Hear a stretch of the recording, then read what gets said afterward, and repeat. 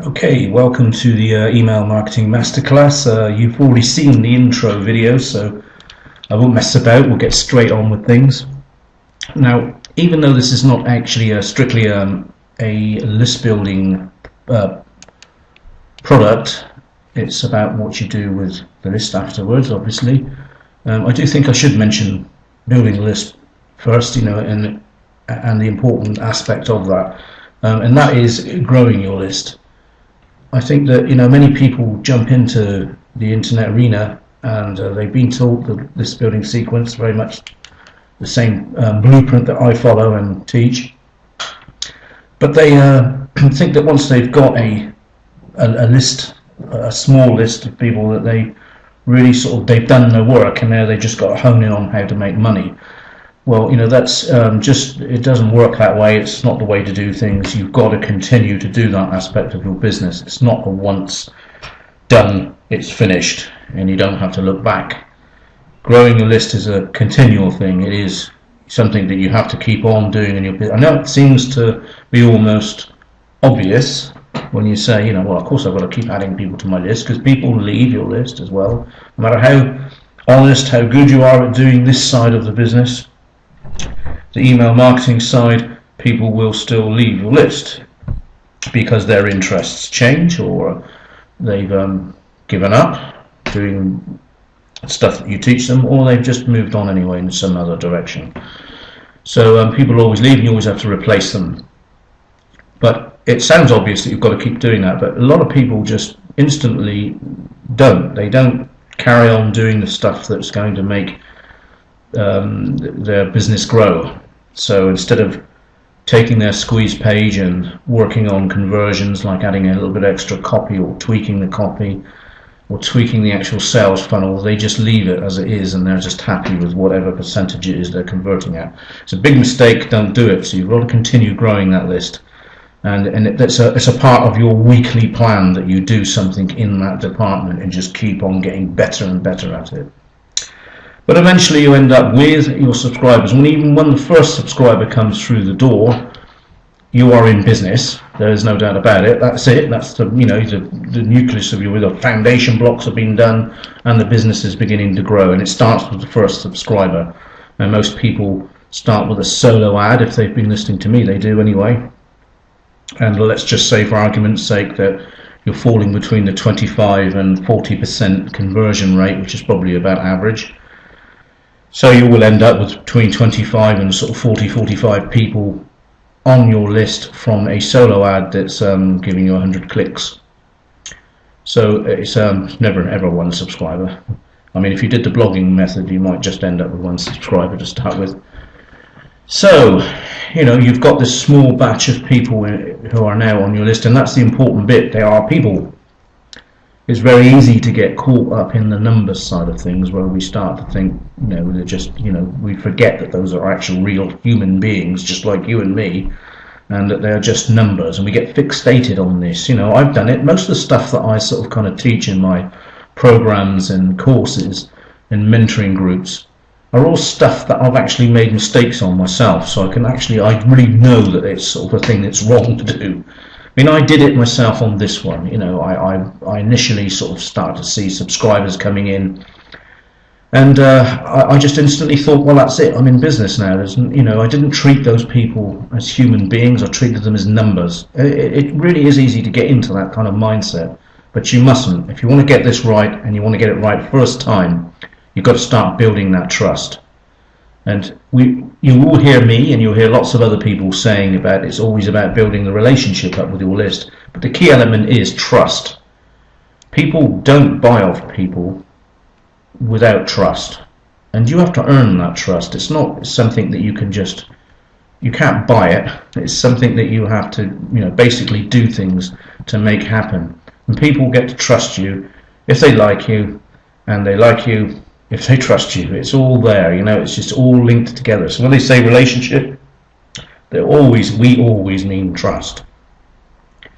People say, well, you're in business straight away. Why do you create a sales funnel if you think that you can't sell to people straight away? Well, it's there because this is a question that comes up a fair bit. because I'm always teaching people that, you know, you build this trust up with a relationship in your list, and don't chase the money, because when you chase the money, you look needy. It's wrong. It doesn't sell anything that way. So I'm always on about building the trust first before you start selling. But of course, you have on your sales funnel, normally you would have a squeeze page giving something of value away, and then you'd have a very targeted offer on the thank you page, which will, you know, associate with that giveaway. Now, some people do buy that, you know, so you haven't built any trust up at all, so you can't expect high conversions and lots of sales.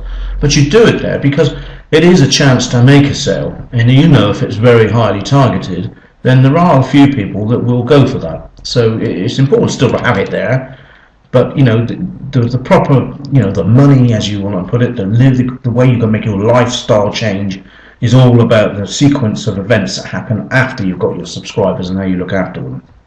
But it makes sense still to have stuff in your sales funnel, of course it does. Another question that comes up a lot, and it came back on the survey that I put out to my subscribers as well a fair bit: what do I write about? You have that first subscriber on there, and you think, you know, again, I can relate to this. I remember sitting there thinking, oh, now what do I say? I don't know anything. But the thing is, you do know things.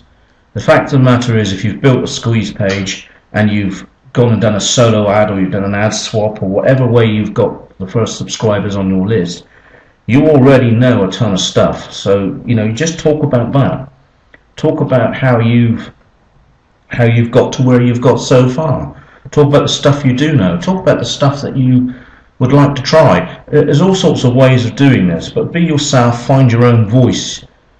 I would say don't try and copy other people, but do get influenced by other people. Look at other people's emails that come through.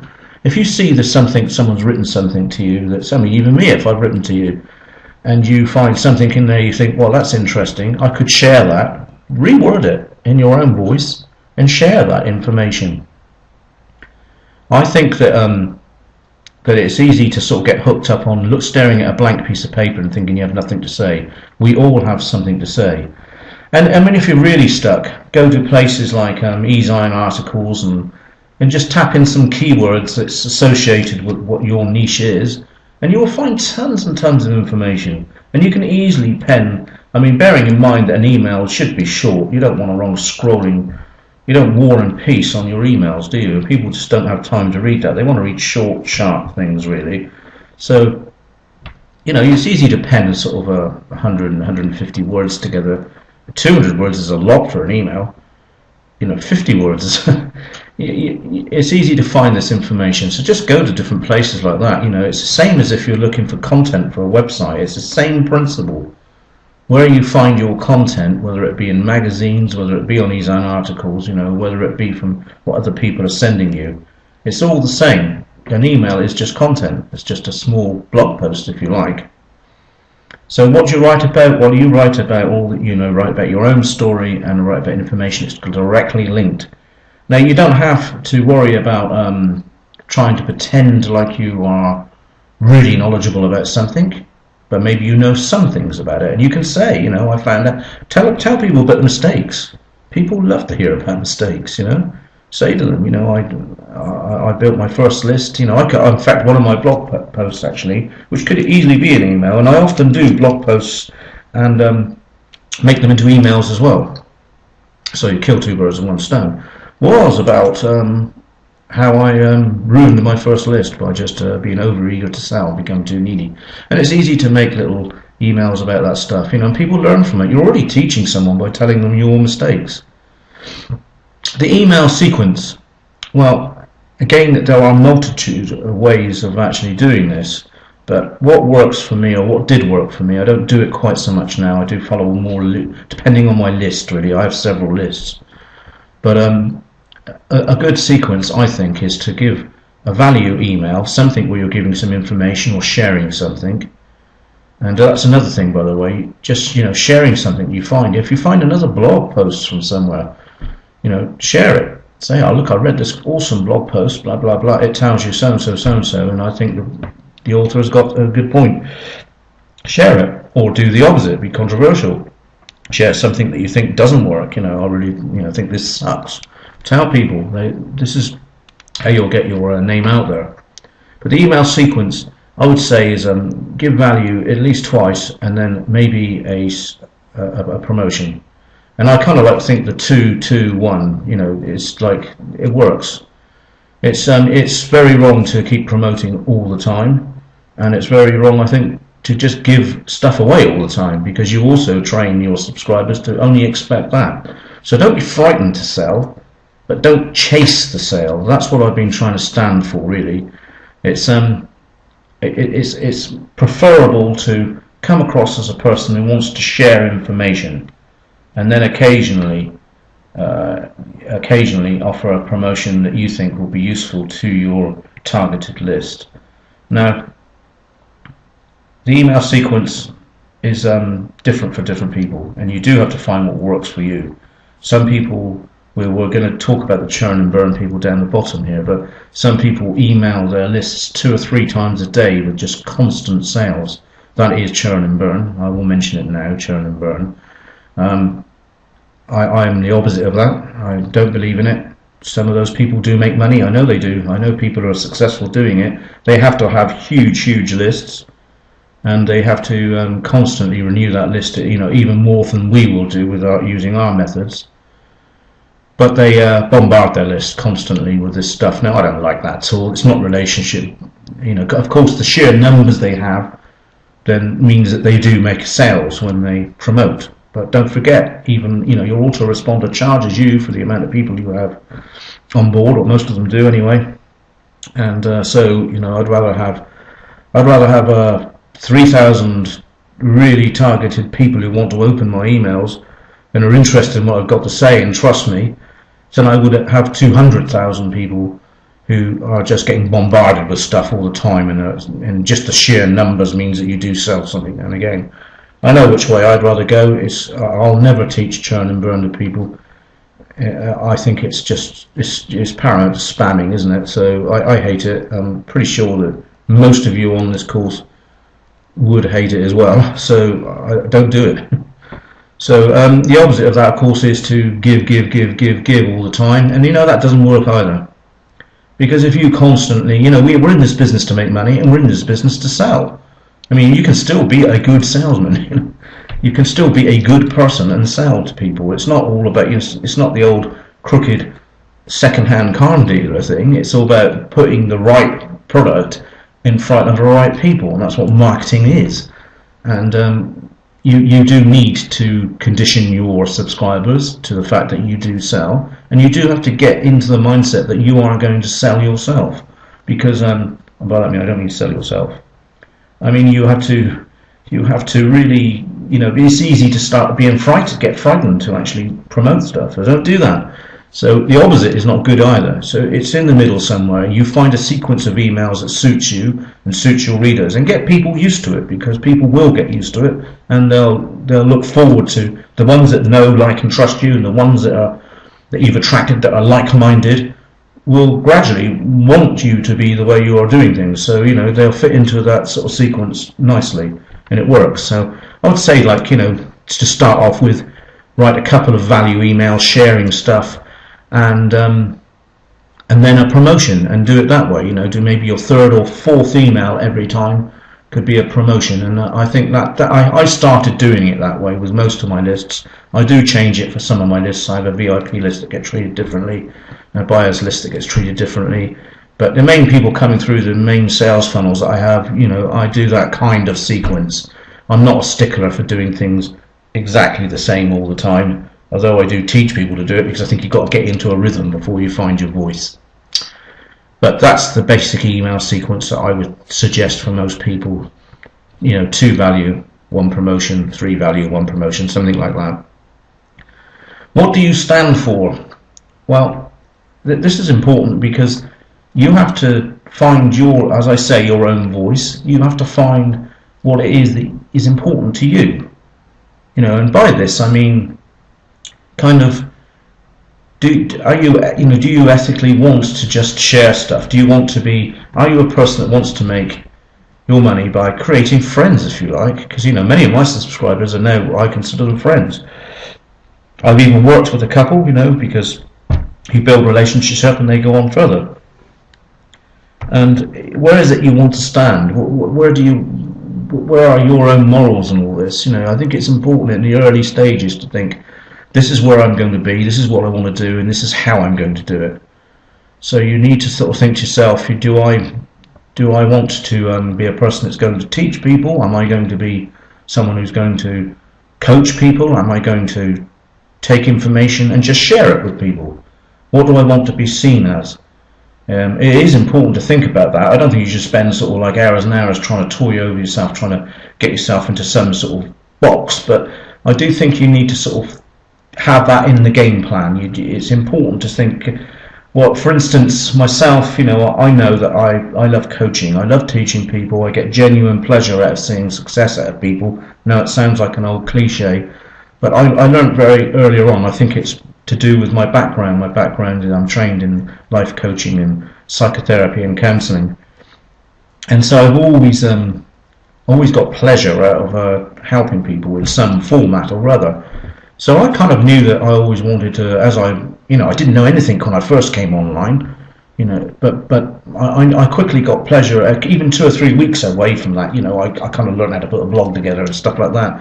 So once I could tell someone how to do those things, I got pleasure from it. I knew that was the way I wanted to go forward. And I think that it's okay not to be that as well. You could be someone who thinks, well, I don't get any pleasure at teaching people, but I do get pleasure at sharing stuff. That's paramount, the same thing, I guess. But, an affiliate marketer probably is never going to go into coaching. But, so find what you stand for and what's important to you and get that across in your message. Different types of email. Right.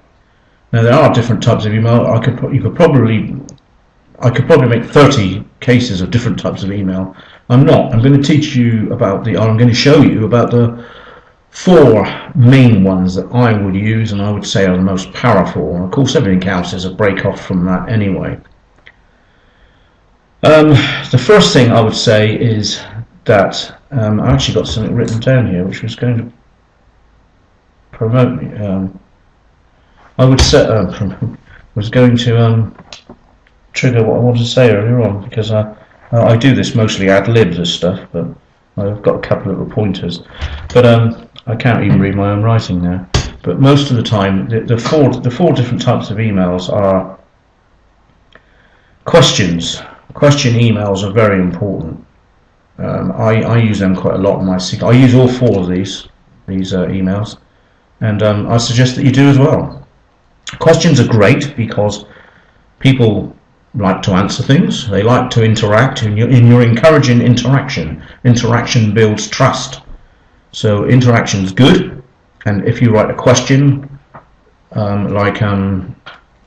what's your number 1 problem for this building or whatever, someone will come back and answer, and people gradually will answer these things, and you find out more about your own subscriber base, which is important to you because you're going to create products hopefully around them at some point in the future. I mean, that's what I do. You don't need to do that to start with, but you will do eventually. And so questions are great things. If you put an email out with a question on it, you're getting you get response back. And response is good. That interaction builds all the value, the trust, everything. So they're good. Value emails we've just already briefly talked about. Well, value emails will literally be something where you're sharing something. You'll say, hey, I've just come across this great tip written by so-and-so. You can use other people's stuff like that way. It's not a problem. You don't have to be the knowledgeable figure in this. You can be the one who says, I've found this and I'm prepared to share this with you, You may find a blog post and you say, look at this blog post. Andy has got this to say today and I really agree with him. Or I don't agree with him. But, sharing it, that's a value email. Bullet point emails, where you actually bang, bang, bang, bang, all the way down the line saying, this is what this product does. These are obviously these are promotion emails. Bullet point emails are good for that. I don't use them enough, but because I'm a person who tries to stay away from hype, and bullet points always are a bit more hypey. But the trouble is, they do work. They're really important if you're going to try and promote a product. A bullet point email, something that lists all the benefits and all the facts about the product going down. Very important. So bullet point emails are good. But the best email of all to build trust, I think, is emails that tell a story. The story email. It comes under value again because it is a value email, but it tells a story. It may be a story about yourself, or maybe a story you've heard that you can reflect. It's a bit like the Aesop fable thing, where people learn from the story, and people, in general, like stories. They like to hear the story of people. So if you've got something to share in that way, and you can sort of turn it into a mini story, then that's a fantastically powerful way of building that trust up. They really work. And you should take some time out to look at different types of email. I would suggest that you will pretty much, same as all of us, be on a lot of lists. Take a look down through those lists on some of the people that you like, especially the people that you actually do open their emails regularly, and look at the sort of stuff that they put out and learn the different types of emails. We could easily run a course just on its own for the different types of email, but it's something that all you need is the door open for you here, and you can go off and do that. And that's what we're doing here. You can look at this now and say, well, yes, I'm going to learn more about that. And learning the different types of email is could be very advantageous to you. Stick to what you know. Stick to what you know is well, it makes me sound like I'm trying to say, you should only do one thing. That's not true. What I mean from that is, we're back to that. Don't pretend to know stuff you don't know. If you know something, share it. If you know something, talk about it. If you don't know something, tell it in a way which indicates that. So you can say, like for instance, I'm learn how to overcome objections in someone's copy. Something like that. It's a bit complex maybe, but maybe you don't know it yourself. But you can say, I've been studying just the last week and learning how to overcome people's objections in copywriting. And the fact that you're saying, well, I don't know about it, but I'm actually learning about it, is interesting as well, and it's being honest. People will like you for that. And you know what? It's actually easier to be honest. It's easier to be yourself and be honest instead of having to make things up. I mean, can you imagine the difference if I wanted to? I'm not a great copywriter. I know enough about copy to be able to get some conversions going on sales pages and things, but I'm not a great copywriter. If I was to come to you now and pretend I was a great copywriter, if you don't know anything about copy, I may get away with it for a little bit, but gradually as you learn about copy, I would become exposed, and you would no longer trust me and probably not like me very much, and above all else, I would be exposed as a liar. I'm just wouldn't be the person I'm pretending to be.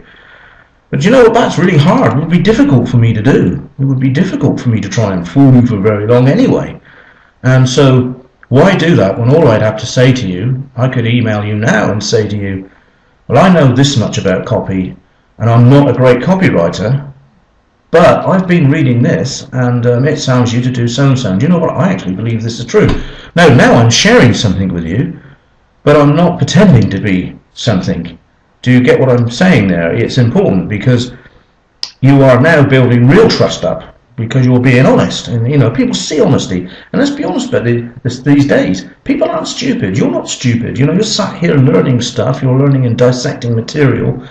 Nobody is daft anymore. People who come online and want to get into things, yes, you do get your shiny button, chasers and magic rainbow, I need something that works by the weekend, but they're not daft. They're just being fooled at the moment. People come round and people know it and learn very quickly, and we all understand that we're being bombarded by stuff all the time, so we kind of become a little bit immune to it all anyway, and we can spot the frauds, and I'm pretty certain that most of you on this today will be able to spot the frauds. So be yourself. It's easier just to be yourself. And that's why I don't like hype too much. That's why I don't like overhype anyway. I think we all have to trigger emotions off and put a small amount of hype into it. You wouldn't be able to have a very good converting sales letter if you didn't have at least some hype. But let it be honest hype. It's okay to, we say it's okay to exaggerate. It's not okay to exaggerate. It's okay to make things more colourful, perhaps at odd times. But it must always be what it is at the end of it.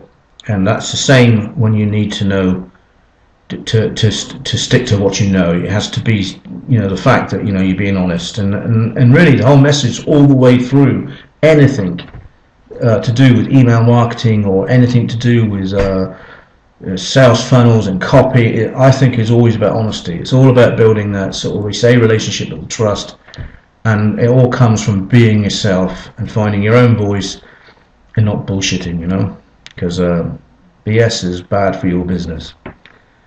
So be cautious on what you promote. Well, being cautious on what you promote is pretty much the same as stick to what you know again, isn't it? I think that if you promote something, you should know about it. So I don't think you should blindly scour. I mean, a lot of people do this. I did it again. I did this mistake, I'm guilty of so many of these bad things I tell you about. I know now, and it was going against my grain as well, because I found it quite difficult, back to it being harder to be a kind of a cheat or a force, a faker, than it is to actually be honest. Because I found it, really hard to sort of like do that, and I didn't know why I was doing it. I felt I had to. I felt I had to pretend to be something I wasn't, and that was the worst mistake possible. Please don't make that mistake ever. So be cautious on what you promote. Don't scour through the sales platforms looking to be an affiliate to different things and think, oh, that looks good, or I make more money with that, I'll get that converting. Don't do that. If you don't know that person or don't know that product, don't promote it. If you've got a list of people that a list of subscriber base that have come in through your squeeze page because they're interested in, dog grooming. We all use dog grooming or cat cleaning, or cat cleaning. Is there cat cleaning? Dog grooming, dog care, or something like that. If you've if you're in a niche like that and you've got those people coming through, you know what they're interested in already. So obviously you could just go straight to, say, ClickBank or JVZoo, type in dog grooming, and you end up with a load of products that you could promote to them. But I would still be wrong in my eyes.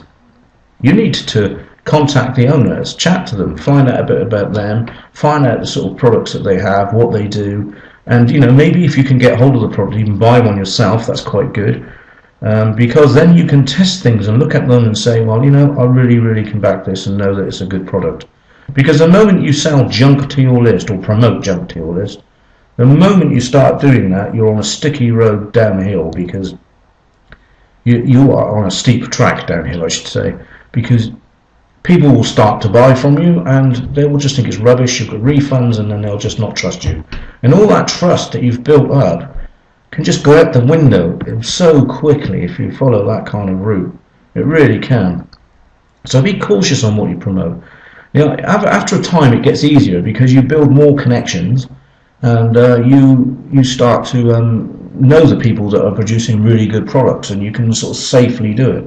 It's easy to make a mistake on this, but I promote a lot of stuff from Brad Goss. He was one of my mentors, and I know his stuff. I haven't promoted something for his from quite some time actually, but I think I did promote his vector graphics not long ago, because I know his stuff is really good and I trust it. I've bought stuff off him, I've had loads of free stuff off him, and I know the way he works and I know exactly what his team do, and so I can put that in front of people and know that it's a good product. And also you get, as you grow, you will find that people will send you products. I get a lot of people, at least 3 or 4 products a week sent to me, most of which my list never see, because I'm not impressed. I'm very picky and choosy these days about what I will promote. I will not jump on the next big thing just because it's being promoted. I have to believe in it, and that's just my own morals, my own stance. It's all about where do you stand. All about where do you stand for again. Up here, that's where I stand. I stand that what I promote to my list will be good, or at least I believe it's good. So be cautious, be very cautious on what you promote. Don't just jump in there and throw everything at everyone. You're almost back to churn and burn if you don't. How to build authority? Well, building authority is becoming someone who's not only trusted, but also someone who is seen as an expert in their field. Now, I consider myself an expert in sales funnels and list building, and the whole blueprint that I do for various stages through my coaching. I'm an expert in those things because I've done them all wrong and I've done them all right. I've worked out which way it works. I'm a firm believer that people have to make things work around for themselves slightly different than everyone else, but on the basis of it, what I sort of teach is what works for me and would work for most people. So how do you become authority? Well, you're not instantly born as one, are you? But what you can do is, if you have an interest in a particular niche, maybe you've picked out traffic as your niche that you're going to work in. Maybe it's all about how to drive traffic. It's a very, very popular niche. It's always one that's going to be wanted, and if you know how to drive traffic, you have the keys to a money-making machine, really. People always want to know about it. So let's just say, for instance, we'll get away from dog grooming. You say you're in the traffic niche. How would you come instantly? You're learning about it, so you start to share your stuff. Because if you're sharing your stuff, you will be seen more as authority. But burrow down into it. If you burrow down into the niche a little bit further, you will find things that you can actually be an expert on very quickly. For argument's sake, let's just pick something that I can easily do straight off the top of my head, because I say this is all ad-libbed. I never actually rehearse any of this. Golf. Now, golf is a massive, massive niche, and obviously it would be very difficult to become seen as an authority straight away in that. But if you burrow down into that, let's go right down into it, say putting. Someone who putters is an element of golf, it's an important part of golf. I remember that hideously well when I used to play. Golf is putting is extremely. So you could start to talk about putting because maybe you knew a lot more about one element of it, and it's easier to learn one small element. You could break it down further and say left-handed putters.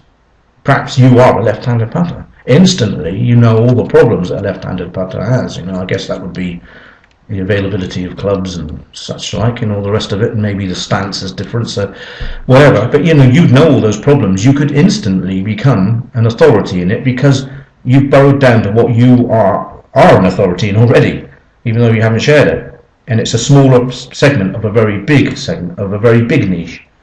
So you build your authority up by doing that gradually.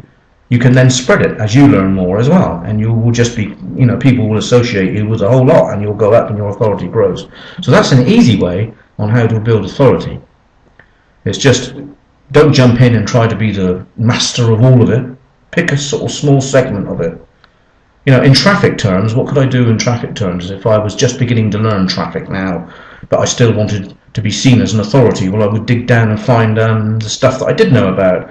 And maybe if you're interested in traffic, you will know a bit about all of it, but there will be one area which you're quite interested in more than others. It might be, say, solo ads.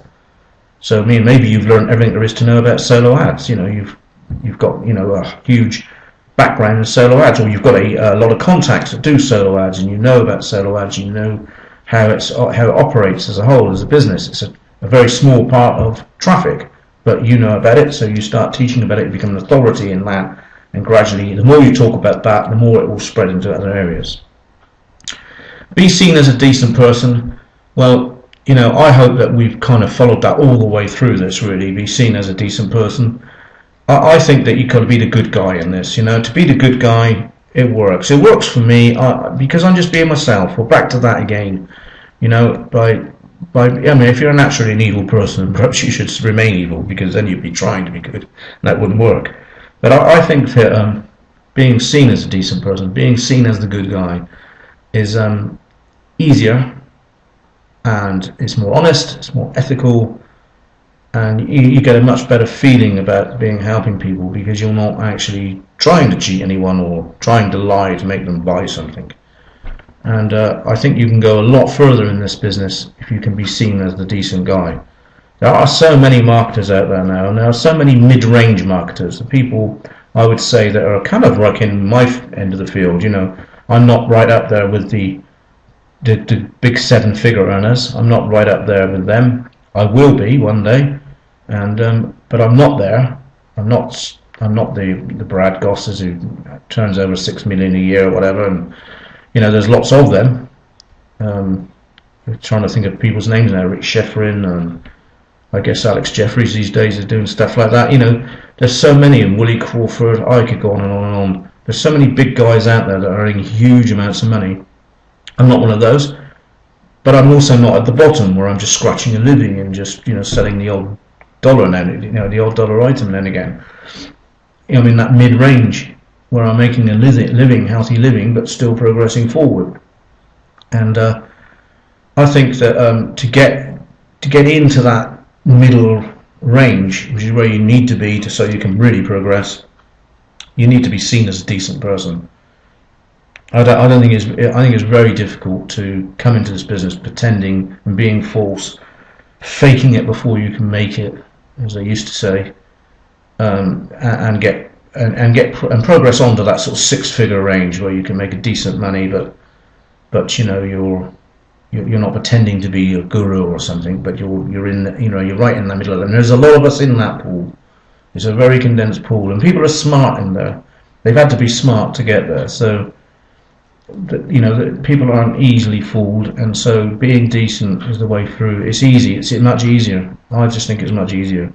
And all the time you're in these pools, you mix with different types of people. You mix with people that are in the same growth level as yourself, and collectively we spot people coming through that are actually cheating people. And most of these days, we all belong to Skype groups and Facebook groups and mastermind groups, and there's more and more of that these days. And these people get booted out of these things quite regularly. So they try to get in by other means, and it's like a big club out there now, and we spot the false people, and the further up the ladder you go, the more you'll see it. And I think it's just much easier if you can just be yourself. I've already discussed no to churn and burn. Again, it fits in with everything we've been saying.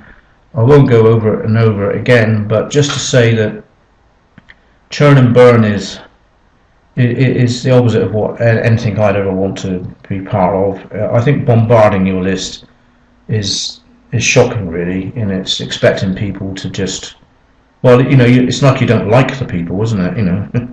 So no to churn and burn. Definitely yes to an email sequence that gives value, an email sequence that gives people a story or just value information that you've shared from other places. And the whole ethos of this is don't be frightened to find things to write about, because you have a ton of stuff. Don't be over worried about selling, because it sounds like I'm always saying, you mustn't sell. Don't chase the money. I'm always pushing that one, but don't chase the money means don't come across as needy. Don't say, I've got a subscriber, right? Oh, this is a great product. Bang it in front of them straight like that. And then tomorrow, look at this product. One, how many products do you think are great? And because I don't find that many when I really look at them. And that's you become needy. You become like a person who's desperate to try and make some money, and the money just moves away from you when you do that.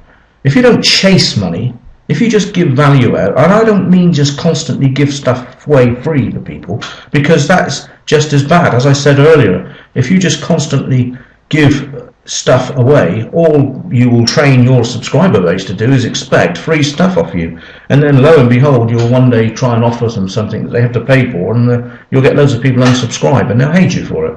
So you've got to train people the right way. So what you do is you say from the word go, this is what I want to do. I do have products that I occasionally share with you, but I also have a lot of value information. Get it sorted right away from the beginning, and give value away, but don't be frightened to sell either. Don't be frightened to put the right products in front of the right people. You're doing people a favour if you do that. And you find the right products by investigating them and building trust with product makers. You find the right products for your list by asking your list questions. You ask them, what are their problems? When you get enough people telling you, when the problem keeps occurring, people write back to you and say, well, I've got a problem with this or that, you know that you can put that product in front of those people. So, that there you are. That's how easy it is to get the right product in front of the right people. And then you're doing those people a favour. You're not really then hard selling someone some crap that you just heard was good. You're actually getting a product that you believe in and have faith and trust in, and that person who's done it, and you've put it in front of the people, the very same people that you know on your subscriber base who actually have a problem and that problem will be solved by that product. That's happy customer then, happy customer and happy you, because you've made a sale, but you've done it in an ethical, morally correct way. So anyway, that's enough on this today. I hope you've really got some value out of this, and please have no problem. I have no problems you asking me questions about this stuff, and in fact, going to one of my coaching programs. I'm still running them every month. A little bit of a sale thing going on here now. I take up to 10 people a month, so I've not yet had 10 people on board. I take them and do a one-to-one coaching for 1 month. That can sometimes be 5 weeks or so, but someone's not quite ready. Take them from zero basically right the way through until we get a business running. And we do it very quickly. And we cover a lot of this stuff in more detail that you've got here, because there's a ton more that I can share with you on this email marketing. We could do this for a month on its own if we wanted. And we do sales funnels, and we do list building, and we take it from someone who hasn't got anything, but it's all much one-to-one stuff. So what I do is I have an interview with you, we chat on Skype, and then we create Skype contact once a week or more if needed, and we just get through that way, and we build you all the way through. So I say we, it's me. So I take you from knowing nothing or wherever you are on this, from that point up into a successful point where you've got a subscriber base and you've got some sales coming in. I can't guarantee sales because I can't guarantee how much work you would do, but obviously that's it. And I charge $497 for 1 month. As I say, if you're not completely up to the point where you've got it fixed and you're running with your business, then we just go on a little bit longer, because I'm always happy to do that. And of course there is the Facebook coaching groups that you can join in for free. I will leave links somewhere for all these things underneath this video somewhere, and you can join that for free, and I'm often dipping in there. I also have a newbie platform coaching group, which is again a group of about 110 I think at the moment, like-minded individuals, various skills in that, but either group you can join both if you wish, and those are free, so that's a lot of information comes in there. I'm dipping into that all the time myself. So anyway, thank you for listening to this. I hope that this has helped you with your email marketing and what to do when you first get the first few subscribers in, because a lot of people do just worry about that side of it. They don't seem to have any help. I don't think there's enough products out there teaching about this. And don't forget, you can always promote my products, because you by now must at least trust me. Thank you for listening. I'll talk to you again soon.